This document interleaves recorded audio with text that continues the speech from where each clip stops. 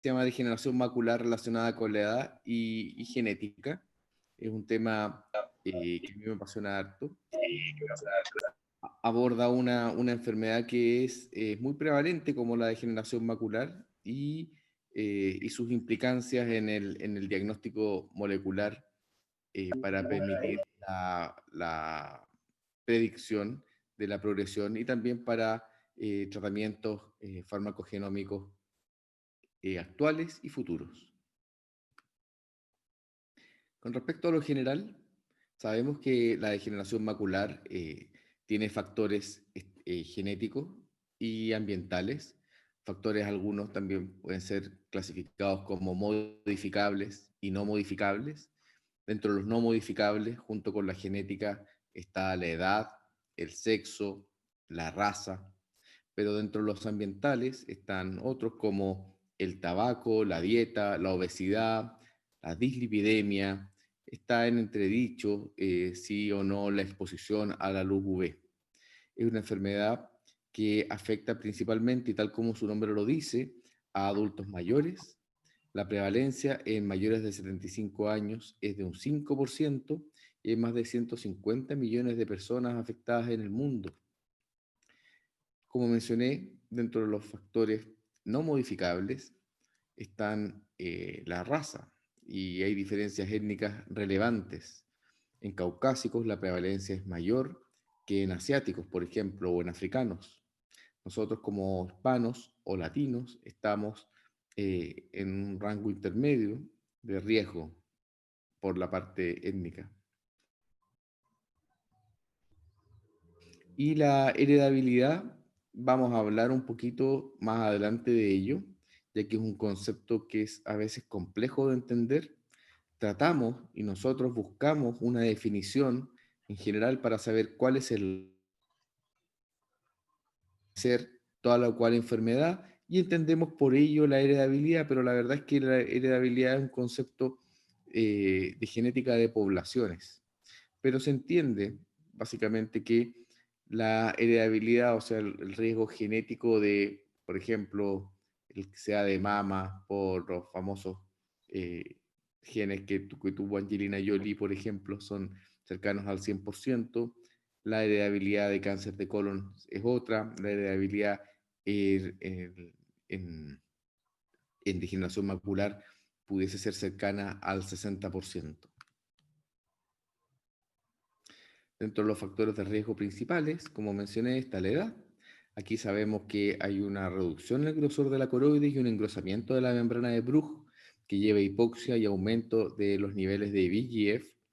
Esto es la explicación básicamente de por qué a los pacientes de edad, incluso sin manifestaciones de enfermedad, experimentan dificultades para adaptación a la luz y oscuridad. Los pacientes de la tercera edad típicamente les cuesta adaptarse a la luz cuando salen a de un túnel, por ejemplo, manejando, o les cuesta más adaptarse a la entrada a un cine, y es por esto.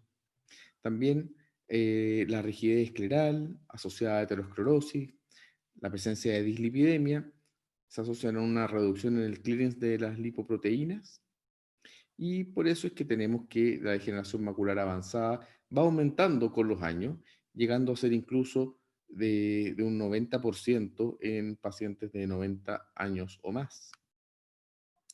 El riesgo del hábito tabáquico está demostrado por estudios poblacionales desde hace ya algunos años. Se asocia a un daño oxidativo. Otros riesgos son asociados a la enfermedad son la diabetes, hipertensión, aterosclerosis, obesidad. Si bien los estudios han demostrado que el daño solar se relaciona con la enfermedad, no ha sido tan fácil de demostrar en estudios epidemiológicos grandes, por lo cual todavía hay un interrogante grande, pero en lo personal sí les sugiero a los pacientes jóvenes con factores de riesgo genético en la familia protegerse y usar lentes de sol. Y vamos a hablar de esto, de lo último, de la genética como factor de riesgo. Rápidamente una recapitulación de la enfermedad. La degeneración macular se puede clasificar de acuerdo a si es temprana, intermedia o avanzada o tardía, que es lo mismo.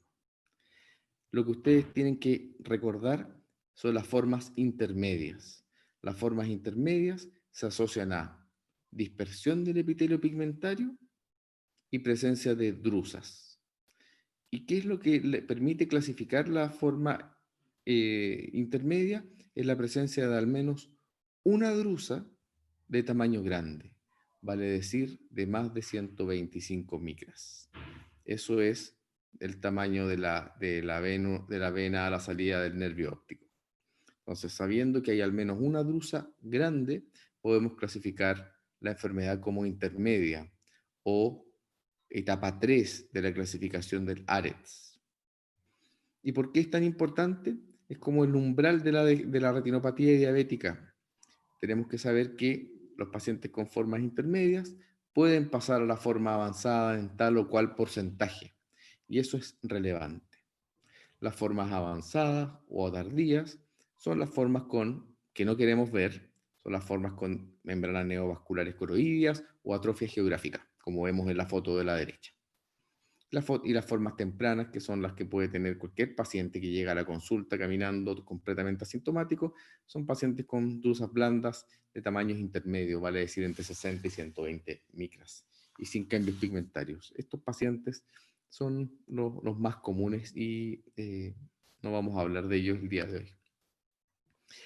El estudio más grande que se ha hecho de historia natural fue el estudio ARETS sobre 6.000 pacientes y demostró que con una fórmula basada en vitaminas C, E, zinc, cobre, luteína y zeaxantina, hay una reducción del riesgo en el paso de formas intermedias a la forma avanzada de la degeneración, por eso hice hincapié en esta forma intermedia y avanzada, de un 44% a un 34% en 10 años. Y ellos llaman a la forma intermedia etapa 3 y a la forma avanzada etapa 4. Entonces, habría una reducción en el riesgo de un 27% de paso a la forma avanzada para los pacientes utilizando la fórmula ARETS. Aquí yo me tomé la libertad de extrapolar un poco los números a los 5 y 10 años de uso de la fórmula ARETS, porque normalmente cuando leemos ensayos clínicos nos quedamos solo con el valor estadístico, pero no utilizamos otros valores que los que se manejan harto en estadística saben que en clínica tienen mucha relevancia. Entonces aquí les quiero mostrar los números que me dan cuando utilizamos otras herramientas estadísticas como el riesgo relativo, ¿ya? Que es el cociente básicamente entre ambos riesgos, entre ambos porcentajes, que nos da que el riesgo relativo es de un 1,29%, por lo tanto es 1,29 veces menos probable tener una forma avanzada de la degeneración macular si uno toma vitaminas antioxidantes por un periodo de 10 años. Ellos, siempre las compañías y los laboratorios, trabajan mostrando esto, la reducción relativa de riesgo, que es básicamente la resta de los riesgos partido por el riesgo en el grupo control. Y esto da un 0,22, o sea, un 22%. ¿Qué significa? Que el tratamiento reduce el paso a la forma avanzada en un 22% con respecto al placebo. Esto hay que tenerlo, hay que tomarlo con pinzas, ya que la reducción de riesgo relativo no, tiende a sobreestimar los efectos de una intervención, siempre, y no toma en cuenta parámetros como vamos a ver más adelante, que son la reducción absoluta del riesgo y el número necesario a tratar. Puede que para obtener una reducción relativa de riesgo de 22% haya que tratar 100.000 pacientes, por ejemplo. ¿Ya? Entonces, eso es una cosa importante y cuando veamos siempre los resultados de un ensayo clínico, quedarse principalmente con la reducción absoluta de riesgo y el número necesario a tratar, más que con la reducción relativa. La reducción absoluta es simplemente la resta de los riesgos, y esto es de 10. Significa que cada 100 pacientes que tratemos por 10 años con la fórmula ARETS 2, en 10 no habrá paso a la forma avanzada, que sí hubiesen tenido la forma avanzada de no haber sido tratados. Y el recíproco de este valor es 0,1, significa que debemos tratar a 10 pacientes para que uno se beneficie. Este número también es muy relevante. ¿Cuántos pacientes necesitamos tratar para que uno se beneficie? Entonces, siempre darle importancia a estos dos últimos valores. La reducción absoluta de riesgo, que es de 10. O sea, 10 pacientes se van a beneficiar de cada 100, tomando la fórmula en 10 años, y el número necesario a tratar. Aquí pusimos los números a 5 y 10 años con la fórmula ARETS. Vemos que el riesgo relativo es de 1,4 y 1,29 veces a 5 y 10 años. La reducción relativa de riesgo es alta. Pareciera que entonces los pacientes van a tener un gran beneficio, y sí lo tienen, pero ojo con este valor, la reducción relativa de riesgo. La reducción absoluta es de un 8 y 10, y el número necesario a tratar es de 10 y 12 pacientes respectivamente, que se van a, cada 100 pacientes que se van a beneficiar con el tratamiento. Entonces aquí tenemos pacientes que llegan a la consulta y vamos a tratar de contestarles dudas que pueden ser bien atingentes. El primero llega con una atrofia geográfica, ¿cierto? La primera foto, y pregunta, ¿cuál es el riesgo que tengo de que me suceda lo mismo en el otro ojo? La segunda foto es de una paciente que llega con su abuelita que tiene inyecciones mensuales de Avastin por una membrana neovascular, y pregunta, ¿cuál es el riesgo que yo tengo si mi abuelita tiene o si mi mamá tiene? Y uno le hace un fondo de ojo y tiene cambios pigmentarios y al menos una drusa grande que nos permiten clasificar a este paciente, está hallazgo, como una forma intermedia de degeneración macular. Y nos preguntan si es que existe un test genético para saber el riesgo de ellos. Pero tal vez antes de hacer un test genético, ir a la cohorte más grande que ha habido en degeneración macular, que es la cohorte AREDS, y vemos que el primer paciente que tenía una atrofia geográfica en un ojo, uno le puede contestar simplemente viendo la cohorte AREDS, y uno puede saber que en un 42,9% de los casos hay compromiso del ojo contralateral, con una forma avanzada de la degeneración. O sea, el ojo contralateral tiene un 42% de riesgo de tener una membrana neovascular o progresar a atrofia geográfica a 5 años. Y esta mujer que trajo a su abuelita y que al fondo de ojo tiene una drusa grande, y la clasificamos como una forma intermedia de degeneración, podemos decirle que tiene un riesgo de 18% de progresión a una forma avanzada de degeneración macular.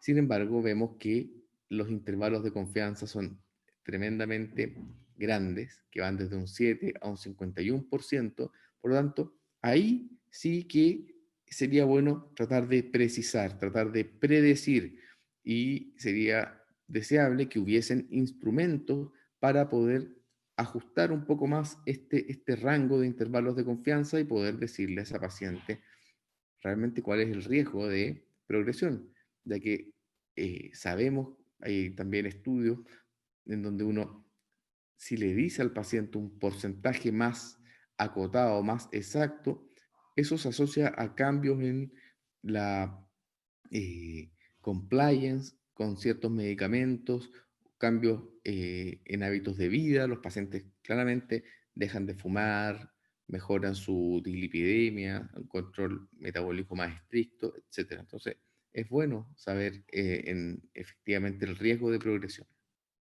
Y esto lleva al concepto de la medicina personalizada, que está tan en boga y que se está haciendo cada vez más frecuente, y nuestros pacientes van a ir demandando esto cada vez más.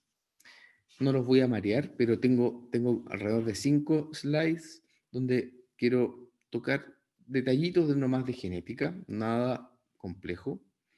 Primero que nada, para que sepan que el proyecto Genoma Humano, que se completó el año 2003, llevó a muchas cosas, pero lo más que llamó la atención a los investigadores fue que teníamos pocos genes para la cantidad de proteínas, para la cantidad de transcriptoma que tenemos, cantidad de vías metabólicas, cantidad de enzimas. Y ahí tenemos alrededor de 25.000 genes en 3,2 billones de nucleótidos. O sea, esta escalera de adeninas, timinas, guaninas, citosinas son 3,2 mil millones y simplemente tenemos 25.000 genes, lo cual es muy poquito. Y sabemos que lo que codifica para las proteínas y las enzimas de nuestro organismo son un segmento muy chiquitito de todo el genoma llamado exones. Y eso es simplemente un fragmento de este genoma que no es superior al 1,5%. El resto del genoma, como vemos acá en el esquema de la derecha abajo, está compuesto por intrones y muchas secuencias repetitivas, segmentos de virus que están incorporados a nuestro genoma, etc. Y tenemos, bueno, eso es lo que yo quería mencionar de la genética.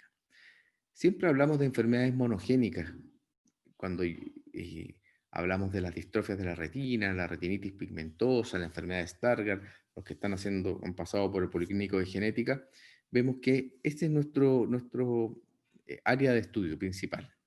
Son enfermedades infrecuentes y la gracia es que un gen único de muy baja prevalencia, pero que tiene alta penetrancia, se asocia a un fenotipo determinado. Y esas son las enfermedades monogénicas. Y si bien son muy infrecuentes, sabemos en general la causa. Retinitis pigmentosa es el ejemplo paradigmático, pero Stargardt, por ejemplo, se asocia a una mutación en un gen en particular. Versus las enfermedades complejas, que son enfermedades comunes, como el lupus, Parkinson, demencia y degeneración macular, retinopatía diabética, y las enfermedades complejas, a diferencia de las enfermedades monogénicas o mendelianas, se asocian a múltiples variantes de riesgo genético, no solo a un gen con una alta penetrancia. Aquí, por ende, es difícil establecer una historia familiar. Los que se hacen cirugía refractiva saben que se ve una predisposición familiar, por ejemplo, a la miopía, pero no es tan evidente como en enfermedades mendelianas. Y así vamos eh, a diferenciar estas grandes familias. Y la degeneración macular es la enfermedad compleja más estudiada en medicina. ¿Ya? Entonces, tener el concepto de la degeneración macular como una enfermedad compleja. Ahora, otro concepto que es como un poco general, que es el de los SNPs. Cuando estudiamos poblaciones, muchas poblaciones, y se ponen los genomas uno arriba del otro para compararlos, nosotros compartimos la gran mayoría de nuestros genomas. El 98% del genoma mío es igual al de cualquiera de ustedes. Sin embargo, hay pequeños nucleótidos, hay zonas, hay nucleótidos que presentan mayor frecuencia de diferencias cuando comparamos distintos genomas. Y cuando estas diferencias son sobre el 1%, se llaman SNPs o Single Nucleotide Polymorphism, SNPs, y son una fuente de variación en seres humanos. ¿Ya? Esto, aquí lo que me interesaba básicamente es demostrar que hay muchas variantes raras en la población que nos confieren diferencias y esas diferencias son las que explican la mayoría de las enfermedades complejas. Aquí tenemos un esquema que explica que la mayoría de las enfermedades humanas son de base genética, pero también tenemos enfermedades de base genómica, es decir, grandes de lesiones o reordenaciones de nuestro genoma o incluso de base epigenética, pero nos vamos a enfocar en lo frecuente que son las enfermedades genéticas, es decir, que hay SNPs o variaciones eh, de hasta 200 pares de bases. Con ese concepto vamos a abarcar casi el 80% de las enfermedades en seres humanos. Aquí tenemos que el 80% de las enfermedades tienen una base genética, un 10% genómica, un 2 a 3% epigenética y todavía hay un porcentaje de enfermedades que son desconocidas. Les mencioné el concepto de SNPs, que pueden afectar hasta el 1% de la población, pero también hay variantes que se salen de la norma de estos genomas alineados en estas posiciones específicas, que son mayores al 5% de la población. Y esas variantes se llaman variantes comunes y son las que se han asociado con mayor frecuencia a las enfermedades complejas. Las enfermedades de los polimorfismos o variantes de baja frecuencia que afectan entre el 1 y el 5%, sí también se han asociado a enfermedades comunes o complejas, pero con menos fuerza. Y las variantes raras, con frecuencias alélicas poblacionales menores al 1%, son las que nosotros buscamos para hacer diagnóstico de enfermedades mendelianas, como las distrofias de la retina. Y vamos a hablar un poquito más adelante de la heredabilidad de la degeneración macular. Como les dije, nosotros tendemos a pensar que la heredabilidad de cierta enfermedad es el grado de la determinación genética de determinado fenotipo. O sea, cuánto del fenotipo está determinado por mi DNA. Pero ese concepto no está bien en estricto rigor, aunque se puede entender así para efectos prácticos. Esta es la definición de la heredabilidad, que no me interesa que esté 100% clara en este momento, pero sí entender que es un concepto que lo estamos tomando prestado de la genética de poblaciones, que si hay alguien que se dedique a genética no le va a gustar que hablemos de que el riesgo de tener degeneración macular por la genética es de un 60%.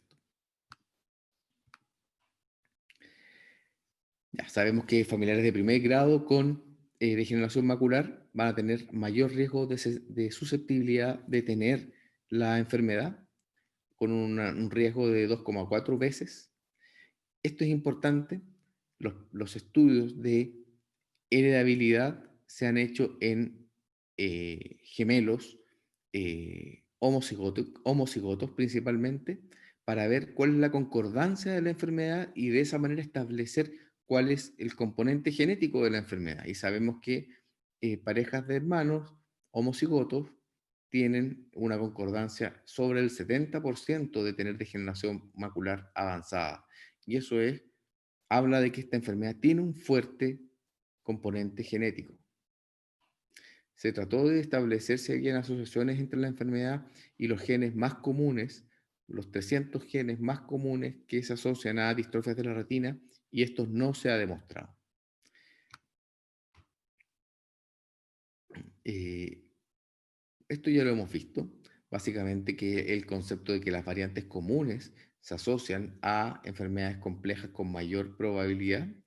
Y lo último de genética están los estudios llamados GWAS, que son estudios de genoma de asociación genómica comparada. ¿Qué hacen ellos? Establecen un número gigantesco de millones de variantes o polimorfismos que pudiesen estar implicados en determinados rasgos y lo estudian en grupos grandes de la población. Y en base a eso hacen el mismo estudio en un número grande de controles y un mismo estudio en un número grande de afectados. Y se estudia estadísticamente las diferencias. Y en base a eso se van a buscar a ciegas, sin una hipótesis previa, zonas del genoma donde aparezcan estas diferencias en los SNPs. Y en base a eso se han encontrado vías metabólicas nuevas, numerosos genes implicados en muchas enfermedades complejas, incluyendo la que nos trae a estudio en la mañana de hoy. Vale mencionar que la degeneración macular es la única enfermedad compleja que ha tenido 3 GWAS. Y esto es relevante porque cada uno cuesta muchos millones.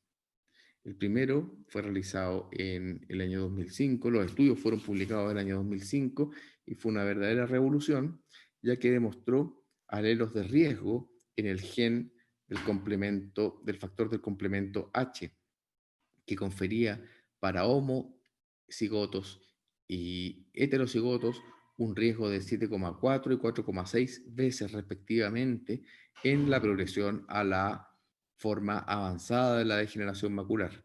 Con esto se pensó que la genética de la degeneración macular estaba a la vuelta de la esquina, ya que se demostró que había claramente un gen implicado en su progresión. Este es el último GWAS.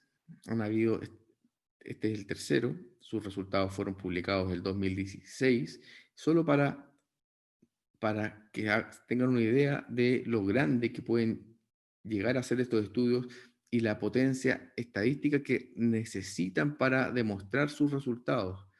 Se estudiaron 16.000 casos y 17.000 controles con un chip gigantesco que incluía 12 millones de variantes en el genoma. En estos 3,2 billones de nucleótidos que tenemos, buscaron 12 millones de variantes y se compararon qué variantes eran más comunes en los individuos afectados, en los casos, y qué variantes no estaban tan frecuentemente en los controles.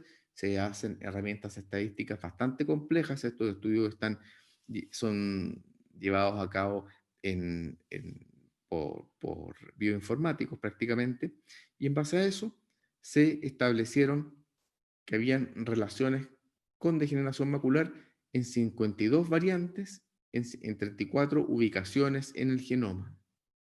Y esto llevó, como les dije, son estudios que se hacen a ciegas, sin una hipótesis, sin pensar tal o cual mecanismo biológico está implicado en la enfermedad, y arrojan resultados bien sorprendentes.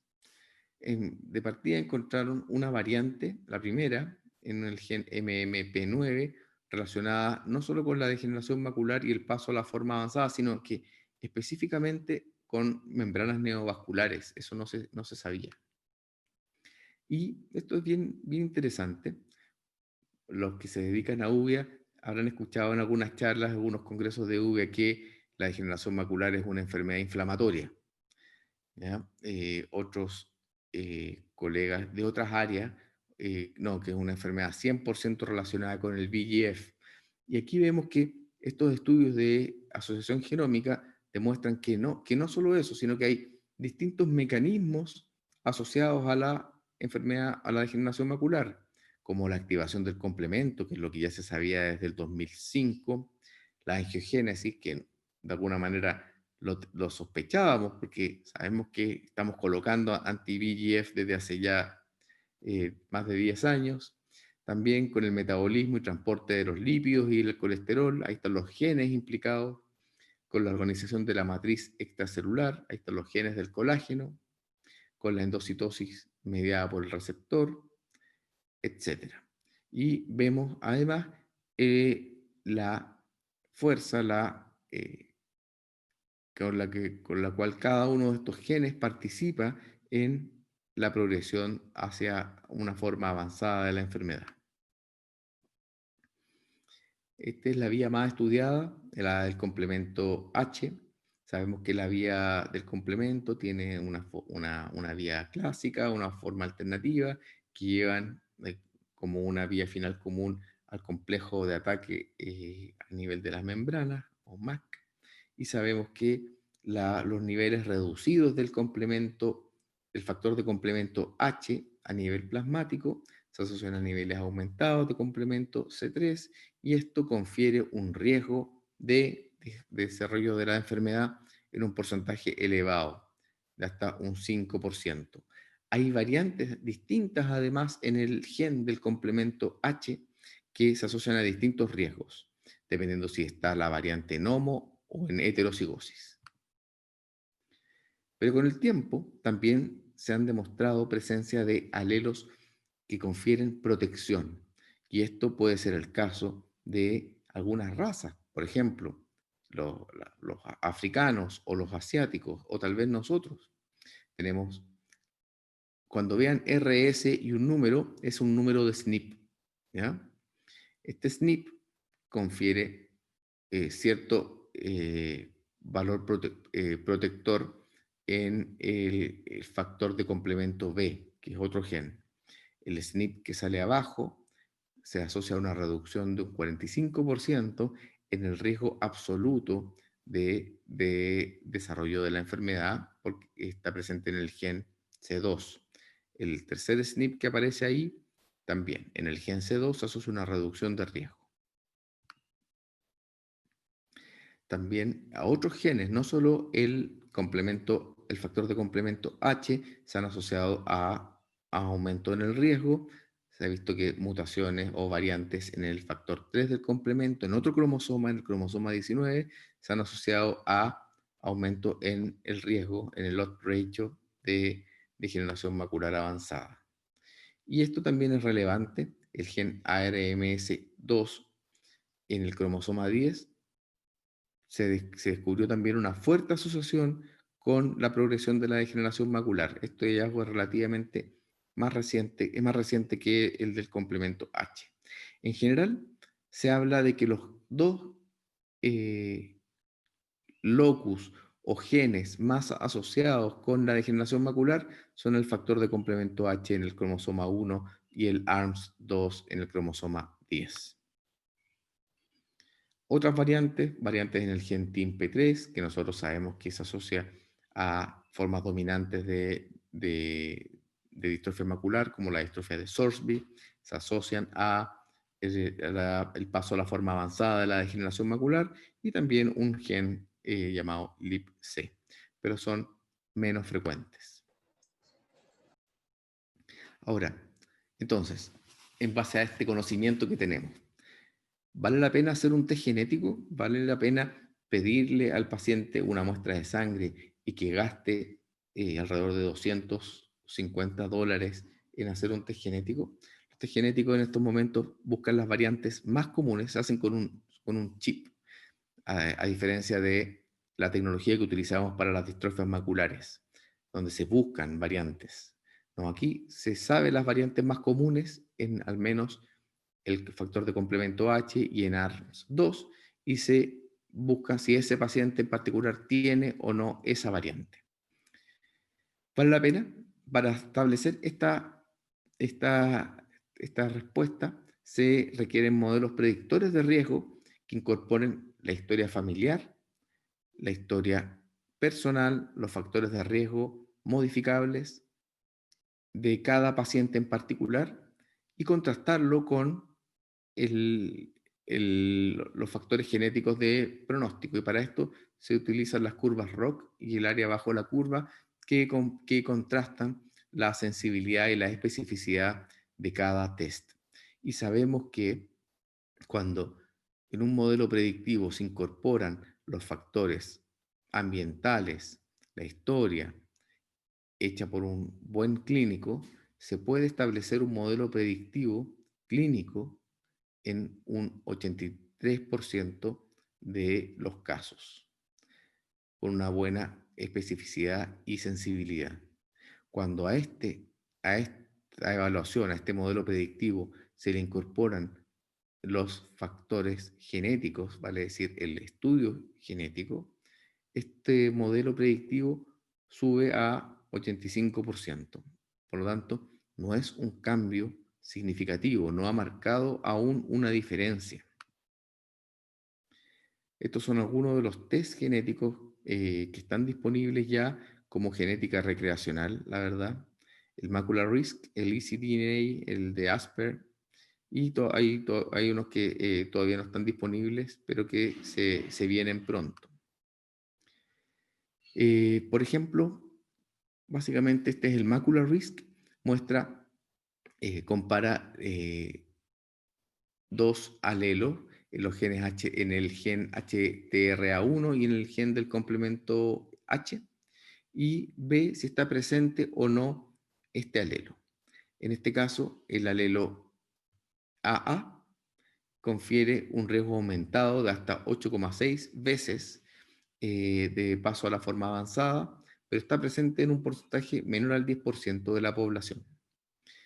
En el caso del complemento H, busca este SNP, esta zona del gen, y busca si es que está presente el alelo TT, sabemos que, perdón, el alelo CC, que está presente en el 35% de la población y confiere un riesgo aumentado de hasta 12%. O sea, suena que pudiese ser bastante decidor, pero créanme que todos los estudios no han demostrado que basándose en modelos predictivos utilizando las variantes genéticas conocidas de riesgo, se aumente la predictibilidad para el paso a la forma avanzada.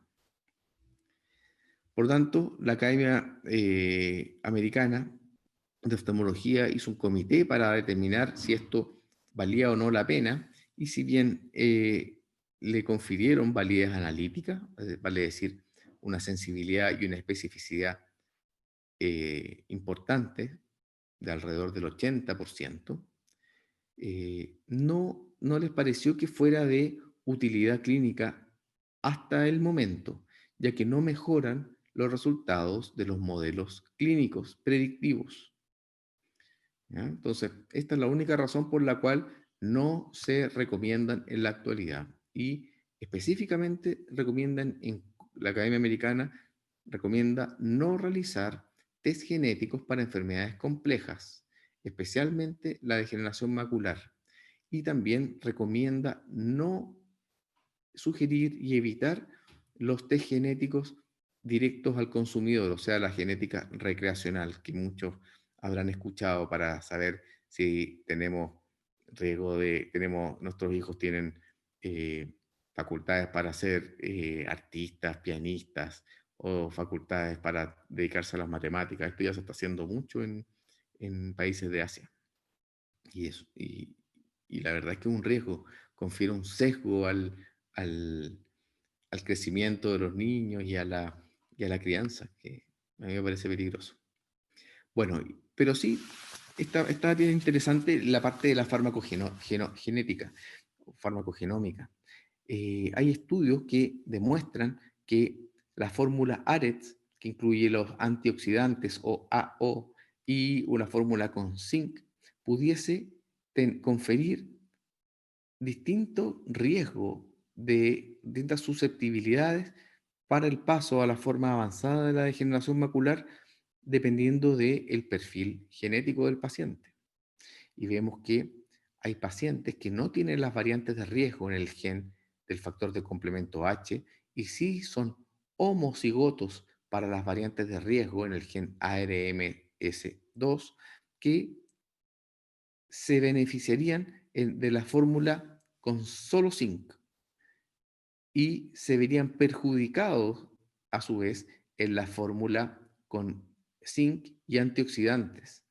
Este resultado fue muy llamativo, ha llevado a cuestionarse mucho el uso de vitaminas antioxidantes y zinc como un todo en la población, y ha llevado a replantear y a reestudiar los valores del estudio ARETS. Sabemos que solo un 13% de la población, sin embargo, son homocigotos para para las variantes de riesgo en ARMS2, y no tienen las variantes en el factor de complemento H. Sabemos que la mayoría de las personas tienen al menos una variante en el factor de complemento H y una en ARMS2, y estos pacientes no demuestran que una u otra fórmula con o sin antioxidantes confiera o no más riesgo o más susceptibilidad del paso a la forma avanzada. Y sabemos que los pacientes que tienen la mutación en el gen del factor H del complemento se benefician con la fórmula con antioxidantes, que son la gran mayoría de los pacientes. Entonces, esto ha llevado a que se haga una revisión de los resultados del ARETS, La suerte es que todos estos pacientes tienen un perfil genético, se me olvidó mencionarlo antes. Los 6.000 pacientes del estudio se conocen si tienen o no las variantes.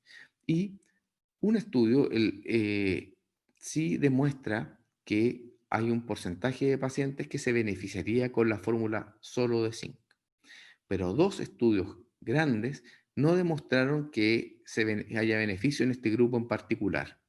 Lo que se piensa es que como un todo, todavía los pacientes se les debe indicar el uso de la fórmula ARETS 2. Sin embargo, está en entredicho si se va a requerir un estudio genético, saber el perfil de cada uno para indicar tal vez solo la fórmula con zinc solo. Otra utilidad de los test genéticos es la selección de pacientes que puedan ser mejores receptores de determinados tratamientos. El famoso lampalizumab, que es un inhibidor de la vía del complemento, eh, no ha demostrado para el desarrollo de la forma de la atrofia geográfica en pacientes con formas intermedias de degeneración, no demostró buenos resultados en un estudio grande. Sin embargo, se ha visto en series más pequeñas que pacientes con alelos de riesgo pudiesen ser beneficiados con el uso del lampalizumab intravitro. Y como este medicamento está por verse otras asociaciones farmacogenómicas con otros medicamentos. Por lo tanto, en conclusión, al día de hoy no hay evidencia de que sea recomendable un test genético para predecir o para evaluar el riesgo de paso a forma avanzada de la degeneración macular. Sí son de utilidad en investigación, en establecer asociaciones con otros medicamentos y establecer la farmacogenómica también, para saber si hay pacientes o no que se van a beneficiar con el uso de zinc solo. Sabemos que estamos en una época de la medicina personalizada, los test genéticos han disminuido significativamente de precio y están a la vuelta de la esquina. Y sin embargo, hay que ser críticos al momento de leer los estudios, cuando empiezan a ver las reducciones absolutas de riesgo en los resultados de una compañía farmacéutica o determinado tratamiento, siempre pongan ojo y ustedes lleven esos resultados y busquen la reducción absoluta, la reducción relativa de riesgo y los números necesarios a tratar para tomar la decisión clínica. Y por último, saber que la mayoría de estas compañías ellos producen el test, ellos producen su investigación y no son por lo mismo reguladas por la FDA, ni tienen certificación a veces CLIA, que es el laboratorio que debe certificar a estos laboratorios. Por lo tanto, hay un sesgo hacia la solicitud y hacia pedir test, que tenemos que siempre leerlo con cautela. Y eso es todo, pues me despido con una foto de Puerto Beltrán, que siempre para mí es el lugar más bonito de este país. Eso es todo, muchas gracias.